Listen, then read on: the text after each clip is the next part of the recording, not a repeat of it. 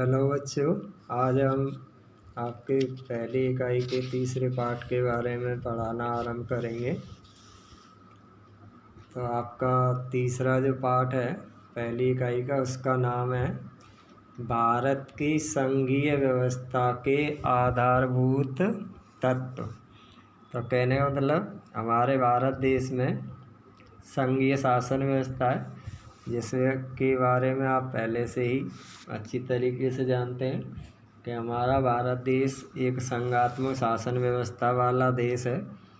तो हम इस पाठ के अंतर्गत भारत की संघीय व्यवस्था के आधारभूत तत्वों के बारे में, अर्थात हम किन तथ्यों के आधार पर कह सकते हैं कि भारत की शासन व्यवस्था संघात्मक है। तो हम संघीय व्यवस्था के आधारभूत तत्व या लक्षण या विशेषताओं के बारे में इस पाठ के अंतर्गत पढ़ेंगे।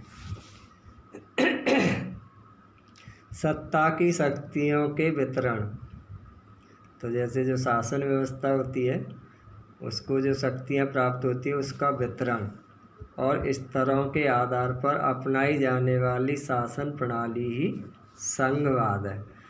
तो जैसे हमसे कोई प्रश्न पूछता है कि संघवाद किसे कहते हैं, तो सत्ता की शक्तियों के वितरण तथा स्तरों के आधार पर अपनाई जाने वाली शासन प्रणाली। जैसे हमारा भारत देश में शक्तियों का विभाजन किया गया है सूचियों के माध्यम से।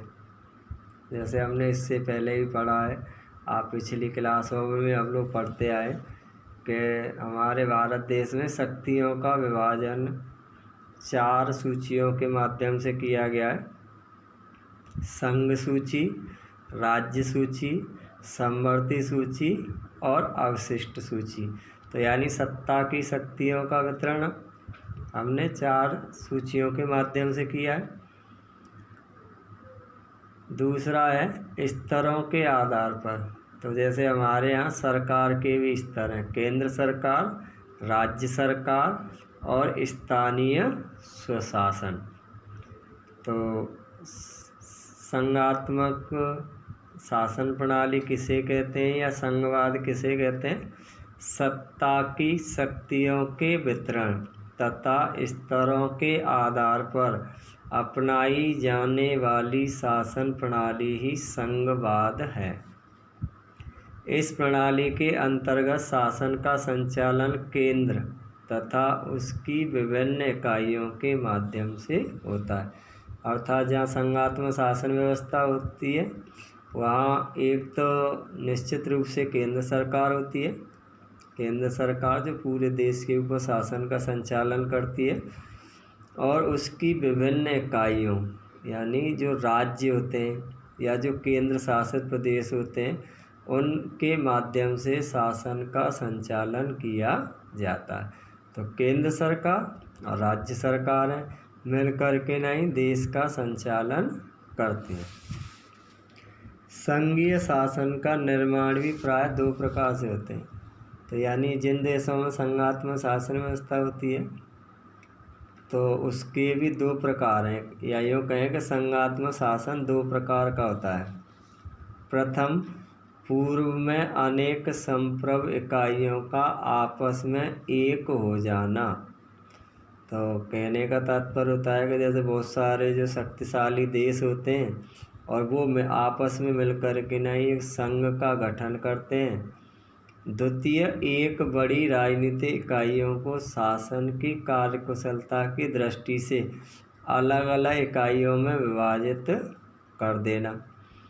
तो इसमें क्या होता है, जैसे हमारा भारत देश है, यहाँ पर वर्तमान की हम बात करें तो जैसे 28 राज्य हैं और 8 केंद्र शासित प्रदेश हैं। तो उन सभी राजनीतिक इकाइयों के द्वारा मिलकर के देश का संचालन किया जाता है। तो अलग अलग राज्यों में अलग अलग सरकारें होती हैं, वो अपने तरीके से कार्य करती हैं, और एक पूरे देश के ऊपर सरकार होती है। तो सभी मिलकर के नहीं अपने देश हित में कार्य करती हैं। और जैसे हम बात करते हैं अमेरिका, तो जो संयुक्त राज्य अमेरिका है वो कई छोटे छोटे देशों का या यूँ कहें कि कई देशों का मिला हुआ एक समूह है जिसे संयुक्त राज्य अमेरिका के नाम से जाना जाता है। तो संघात्मक शासन प्रणाली में जो पहला जो स्वरूप या प्रकार है कि अनेक संप्रभु इकाइयों का आपस में एक हो जाना। तो जो संयुक्त राज्य अमेरिका में कई शक्तिशाली देश मिलकर के नहीं एक संगठन बना रखा है जिसे संयुक्त राज्य अमेरिका के नाम से जाना जाता है। तो उन देशों की अपनी अलग अलग शासन व्यवस्था है और उन सब के ऊपर मिलकर के नहीं एक और शासन व्यवस्था होती है। तो ऐसे ही दूसरा जो प्रकार है वो हमारे भारत देश के बारे में कि भारत में कई राज्य और केंद्र शासित प्रदेश हैं, उनकी अपनी अपनी शासन व्यवस्था है और उनके ऊपर एक केंद्र सरकार है। तो पहली प्रक्रिया का सबसे प्रमुख उदाहरण अमेरिका है, जबकि दूसरे का जो सबसे अच्छा उदाहरण है वो भारत है। तो वर्तमान में जैसे अमेरिका, ऑस्ट्रेलिया, स्विट्ज़रलैंड, रूस, कनाडा तथा भारत जैसे देश सफल संघीय देश माने जाते हैं। इनको दोबारा से जैसे अब तक हमने पढ़ा, एक संघवाद किसे कहते हैं, दूसरा संघवाद के प्रकार और तीसरा है संघवाद के उदाहरण और संघवाद या संघात्मक शासन व्यवस्था वाले कुछ देशों के नाम। तो आपके जैसे जिन देशों में संघात्मक शासन व्यवस्था है उसमें अमेरिका, ऑस्ट्रेलिया, स्विट्ज़रलैंड, रूस, कनाडा, भारत ये ऐसे देश हैं जहाँ संघात्मक शासन व्यवस्था का सफलतापूर्वक संचालन किया है। भारत में संविधान के तहत संघीय शासन की स्थापना की गई है। तो कहने का तात्पर्य है कि हमारे यहाँ जो संघीय शासन व्यवस्था है उसका उल्लेख संविधान में किया गया है। यद्यपि संघवाद के स्थान पर राज्यों का संघ शब्द का प्रयोग किया गया है, अर्थात हमारे भारत का जो संविधान है उसमें संघीय शासन व्यवस्था नाम से कोई उल्लेख नहीं है, बल्कि संघवाद की जगह किसका उल्लेख है, राज्यों का संघ। कहने मतलब हमारे यहाँ कई राज्यों को मिला कर के एक संघ बनाए या यूँ कहें कि देश बनाए, इसीलिए उसका नाम संविधान में रखा गया है राज्यों का संघ। संविधान लागू होने पर भारत में एक केंद्रीय सत्ता और 14 राज्यों या प्रांतों की सत्ता स्थापित कर संघीय ढांचे को मूर्त रूप प्रदान किया गया था। या क्यों यूँ कहें कि जिस समय हमारा संविधान लागू हुआ था उस समय पर संविधान में 14 राज्यों का उल्लेख किया गया है, या यूँ कहें कि उस समय पर 14 राज्य थे। वर्तमान में भारत में 28 राज्य हैं और 9 केंद्र शासित प्रदेश हैं। भारतीय संघीय व्यवस्था के प्रमुख तत्व। तो किन तथ्यों के आधार पर हम कह सकते हैं कि भारत की शासन व्यवस्था संघीय है, तो यहाँ से आगे हम उन्हीं के बारे में पढ़ेंगे। तो भारतीय संघीय व्यवस्था के प्रमुख तत्वों में पहला है शासन शक्तियों का स्पष्ट विभाजन। तो जो अभी मैं आपको कुछ देर पहले ही बता रहा था कि हमारे यहाँ शक्तियों का जो विभाजन है वो सूचियों के माध्यम से किया गया है। तो इस पॉइंट में हम उन्हीं के बारे में पढ़ेंगे कि संविधान की 7वीं अनुसूची के अंतर्गत अनुच्छेद 246 केंद्र और राज्यों के बीच शक्तियों का विभाजन सूची पद्धति के माध्यम से किया गया। तो हमारे संविधान में शक्तियों का विभाजन कौन सी अनुसूची में किया गया है, 7वीं में। कौन से अनुच्छेद में किया गया है, 246 में। तो जिसके अंतर्गत संघ सूची, राज्य सूची, समवर्ती सूची और अवशिष्ट सूची का उल्लेख है। संघीय सूची के अंतर्गत 97 विषयों को शामिल किया गया है, या यूँ कहें कि संघ सूची में कितने विषय शामिल हैं, 97, जिन पर कानून बनाने का अधिकार केंद्र सरकार को होता है। तो संघीय सूची के 97 विषयों पर केंद्र को विधि निर्माण का अधिकार है। राज्य सूची के 66 विषयों पर कहने का तात्पर्य है कि राज्य सूची में कितने विषय शामिल हैं? 66 विषय। और इन पर कानून बनाने का अधिकार किसको प्राप्त है? राज्य सरकारों को। लेकिन अगर राज्य में आपातकाल लग गया है या राष्ट्रपति शासन लग गया है, तो ऐसी स्थिति में राज्य सूची के विषयों पर कानून बनाने का अधिकार केंद्र को हो जाता है। तो 66 विषय जो राज्य सूची में शामिल हैं, उनमें कानून बनाने का जो अधिकार है वो राज्य सरकारों को है। जबकि समवर्ती सूची के 47 विषयों पर, तो समवर्ती सूची में कितने विषय शामिल हैं? 47। तो 47 विषयों पर केंद्र तथा राज्य दोनों को कानून बनाने का अधिकार है। या यूँ कहें कि समवर्ती सूची के विषयों पर केंद्र और राज्य दोनों ही मिलकर के कानून बनाते हैं। इनको दोबारा से ध्यान रखना कि शासन की शक्तियों का विभाजन 7वीं अनुसूची में किया गया है, अनुच्छेद 246 के अंतर्गत। संघ सूची में 97 विषय हैं जिस पर कानून केंद्र बनाता है। राज्य सूची में 66 विषय हैं जिस पर कानून राज्य सरकारें बनाती हैं। समवर्ती सूची में 47 विषय शामिल हैं जिन पर कानून केंद्र और राज्य दोनों मिलकर के बनाते हैं।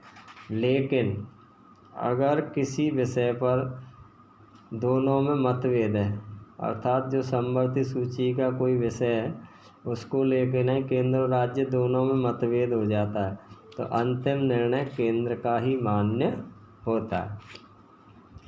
परंतु केंद्र और राज्यों के बीच संघर्ष की स्थिति में केंद्रीय कानून ही अंतिम रूप से मान्य हुआ। इसके अतिरिक्त समस्त अवशिष्ट शक्तियाँ केंद्र को प्रदान की गई हैं। केंद्र की इस मजबूत स्थिति के कारण ही विशेषज्ञ भारत को केंद्रीय वर्चस्व वाला संघवाद मानते हैं। तो जैसे हमसे कोई पूछता है या यूँ प्रश्न आता है कि आप कैसे कह सकते हैं कि भारत की शासन व्यवस्था केंद्रीय वर्चस्व वाली है, अर्थात केंद्र को ज़्यादा शक्तियाँ प्राप्त हैं राज्यों की अपेक्षा। तो जो अभी हमने सूचियों के बारे में पढ़ा, जैसे संघ सूची में जो विषय शामिल हैं उन पर कानून बनाने का अधिकार सिर्फ केंद्र को ही होता है। राज्य सूची के विषयों पर कानून बनाने का अधिकार राज्यों को ही होता है। लेकिन अगर आपातकाल लग गया है देश में या राष्ट्रपति शासन लगा हुआ है किसी राज्य में, तो राज्य सूची के विषयों पर कानून बनाने का अधिकार किसको मिल जाता है? केंद्र को। समवर्ती सूची के जो विषय होते हैं उन पर कानून बनाने का अधिकार केंद्र और राज्य दोनों को मिलकर के होता है। लेकिन विवाद की स्थिति में अंतिम निर्णय किसका मान्य होता है? केंद्र का। और जो चौथी सूची है अवशिष्ट सूची, उसके विषयों पर भी कानून बनाने का अधिकार किसको प्राप्त होता है? केंद्र सरकार को।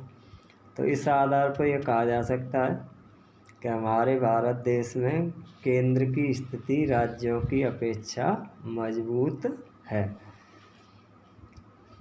दूसरा पॉइंट है निष्पक्ष व स्वतंत्र न्यायपालिका।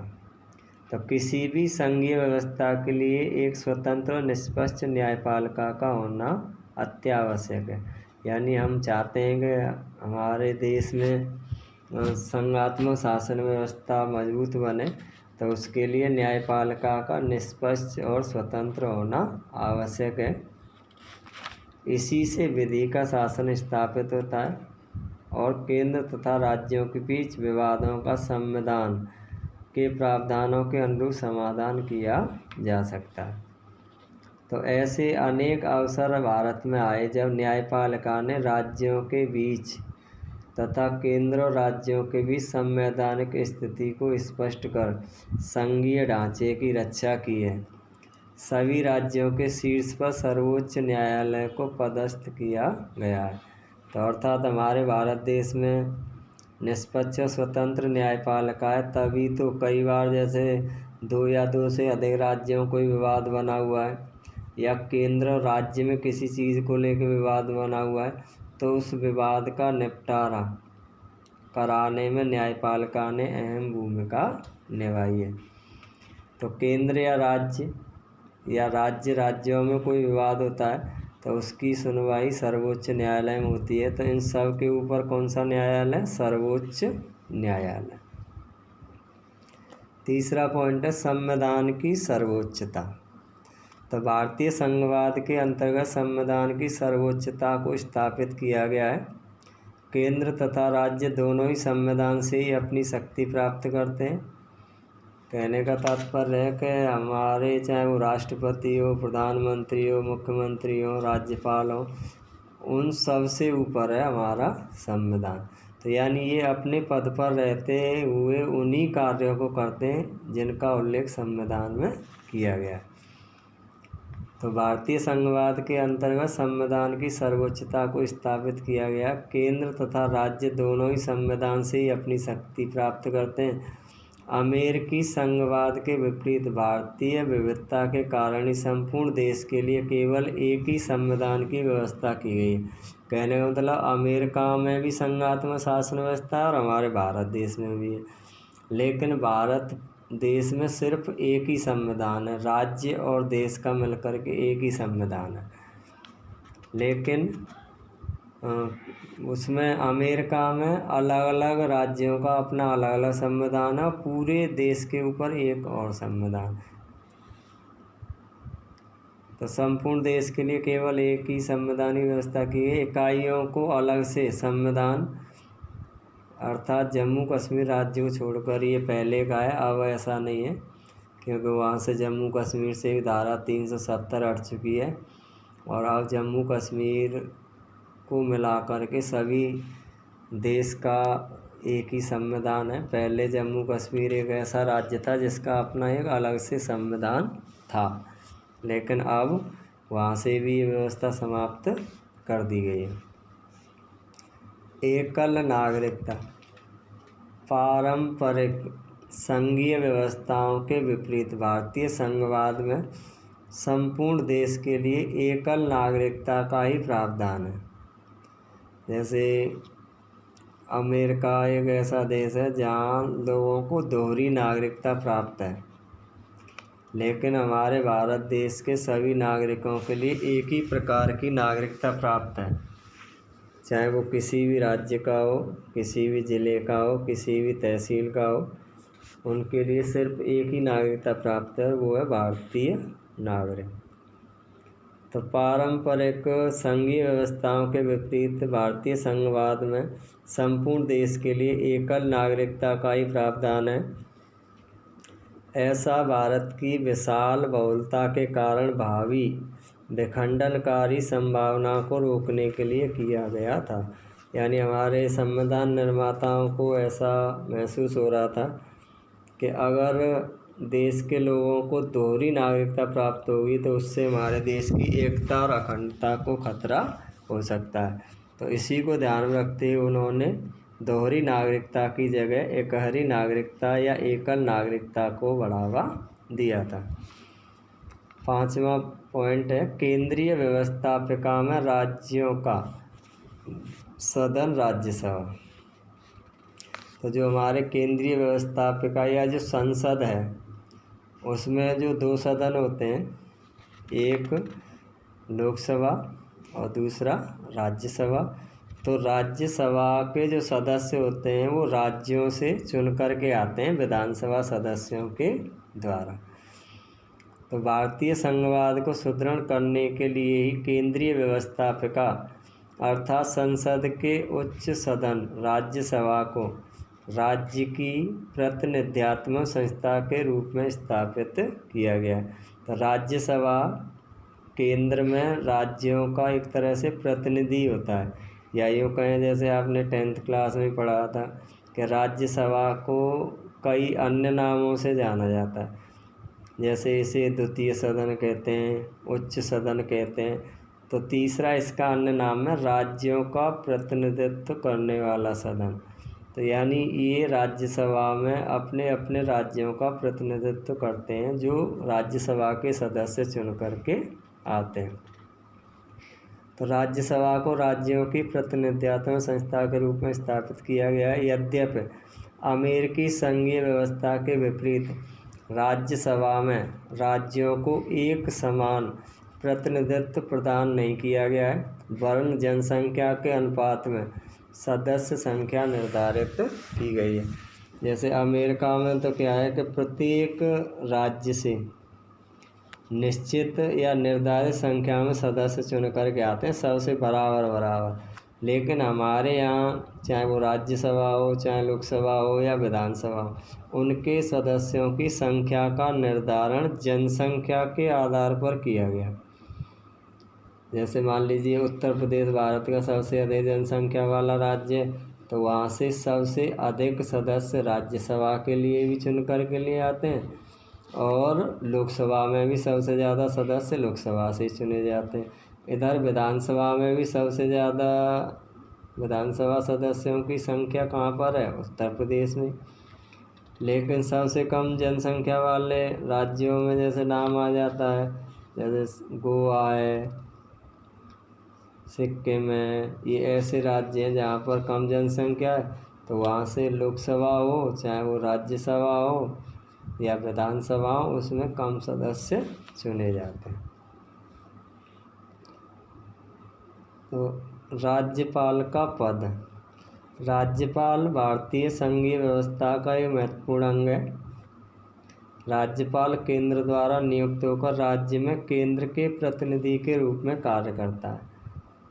तो यानी राज्यपाल की नियुक्ति केंद्र के द्वारा की जाती है। वैसे राष्ट्रपति राज्यपाल की नियुक्ति करता है, लेकिन प्रधानमंत्री मंत्रिमंडल के कहने पर, तो आपके जैसे कोई प्रश्न पूछता है कि राज्य में केंद्र का प्रतिनिधि कौन होता है, तो राज्यपाल होता है। राज्यपाल की नियुक्ति कौन करता है? राष्ट्रपति करता है, प्रधानमंत्री और मंत्रिमंडल की सलाह से। यद्यपि व्यावहारिक अनुभव के आधार पर राज्यपाल का पद केंद्र और राज्यों के मध्य विवाद का सबसे बड़ा मुद्दा बन गया। आज अगर हम लोग देखें तो केंद्र और राज्यों में जो विवाद का सबसे बड़ा कारण है वो राज्यपाल का पद है, परंतु केंद्र राज्य संघर्ष के रूप में उसकी अपनी उपयोगिता है, यानी अपना अलग महत्व भी है। केंद्राभिमुख संघीय व्यवस्था। भारतीय संघीय व्यवस्था मूल रूप से केंद्रीकृत अर्थात एकात्मक प्रभुत्व वाली व्यवस्था ही मानी जा सकती है। भारत की एकता और अखंडता को सुरक्षित रखने के लिए केंद्र को मजबूत बनाना स्वाभाविक ही था। यथार्थ में संविधान में अनेक प्रावधानों के माध्यम से केंद्र को निर्णायक भूमिका प्राप्त है। यानी हमारे संविधान निर्माताओं को ये लग रहा था कि राज्यों की अपेक्षा केंद्र को ही मजबूत बनाना होगा देश की एकता और अखंडता के लिए। इसीलिए उन्होंने हमारी संघीय व्यवस्था को केंद्राभिमुख अर्थात केंद्र को मजबूती प्रदान करते हुए बनाया है। यथार्थ में संविधान अनेक प्रावधानों के माध्यम से केंद्र को निर्णायक भूमिका प्राप्त है। संविधान संशोधन, जैसे संविधान में संशोधन कौन कर सकता है? संसद से इसकी शुरुआत होती है। राज्यों के निर्माण, यानी अगर कोई नया राज्य बनाना तो वो भी संसद ही बनाती है। पुनर्सीमांकन, किसी राज्य की सीमाओं को घटाना या बढ़ाना है तो ये कार्य भी कौन करता है? केंद्र। आपातकालीन परिस्थितियाँ, यानी देश में आपातकाल की घोषणा किसके द्वारा की जाती है? केंद्र के द्वारा। आर्थिक अधिकारों, यानी ज़्यादातर आर्थिक जो आधार हैं, या यूँ कहें कि जो सबसे ज़्यादा जो पैसा आता है अर्थव्यवस्था में, वो केंद्र के पास ही आता है, केंद्र से ही फिर राज्यों को दिया जाता है। अधिकारों आदि संदर्भों में केंद्र की स्थिति अत्यंत मजबूत और निर्णायक रखी गई है। विभिन्न उदाहरण भी यह स्पष्ट करते हैं। सशक्त केंद्र वाले भारतीय संघवाद ने वस्तुतः भारत की एकता और अखंडता को कायम रखने में महत्वपूर्ण भूमिका निभाई है। तो आपके अब तक हमने यानी भारतीय संघीय व्यवस्था के प्रमुख तत्वों के बारे में, अर्थात हम कैसे कह सकते हैं कि भारत की शासन व्यवस्था संघीय है। तो यहाँ हमने भारत की संघीय व्यवस्था के तत्वों के बारे में पढ़ा। कल हम आपके भारतीय संघीय व्यवस्था के एकात्मक लक्षणों के बारे में पढ़ेंगे।